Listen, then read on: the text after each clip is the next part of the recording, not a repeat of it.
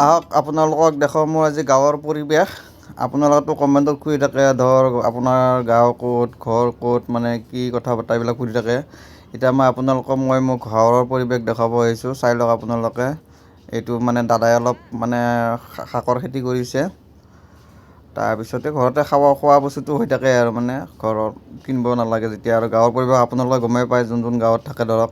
এইটো মানে পাকঘৰ বুলি ক'লেও হ'ল, কিটচেন বুলি ক'লেও হ'ল আৰু গাঁৱলীয়া পৰিৱেশৰ কথা আৰু কি ক'ব আৰু, ইমান ধনীও নহয়, আমি কিবা কৰি চলি আছোঁ। এইটো হ'ল ধৰ আমাৰ ৰুমকেইটা আমাৰ মানে প্লাষ্টাৰ হোৱা নাই দিয়কচোন, পইচা পাতি যোগাৰ কৰিব পৰা নাই, কিবা কৰি মানে মানুহকেইটা আছোঁ আৰু ইয়াত। একচুৱেলি দাদা থাকে ধৰক, মইতো গুৱাহাটীত থাকোঁ, আপোনালোকে গমেই পায়। চাওকচোন বাৰু, আপোনালোকে মোক সুধি থাকে কমেণ্ট কৰি গাঁৱৰ ভিডিঅ' নিদিয়ে বুলি। আপোনালোকে ভিডিঅ'টো চাই যাওক। আমাৰ ধৰ গাঁৱৰ পৰিৱেশটো এইটো যে আপোনাৰ কাপোৰ মেলি দি আছে, সেইটো হ'ল মোৰ মা। আপোনালোকে যোনে যোনে চিনি পায় ধৰক। আমাৰ এইফালে বস্তি আছে, বস্তিৰ এইফালে আছে আপোনাৰ মানে লাও গছ লগাইছে, পানীলাও গছ লগাইছে, চাং দি থৈ দিছে ইয়াত। মানে গাছবিলাক মৰহিয়ে গৈছে তাৰমানে আৰু চাওক।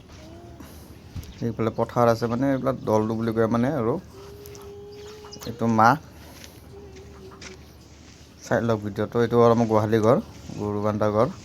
আগতে এইভাগে আপোনাৰ ৰুমটো দেখিছে যে, ঘৰটো দেখিলে যে অলপ, সেই ঘৰটোতে আমি তাৰমানে আগতে আছিলোঁ। এইটো মানে আমাৰ মঠাইলৈ যোৱা ৰাস্তা। আপোনালোকে কেনে পালে ভিডিঅ'টো কমেণ্ট কৰি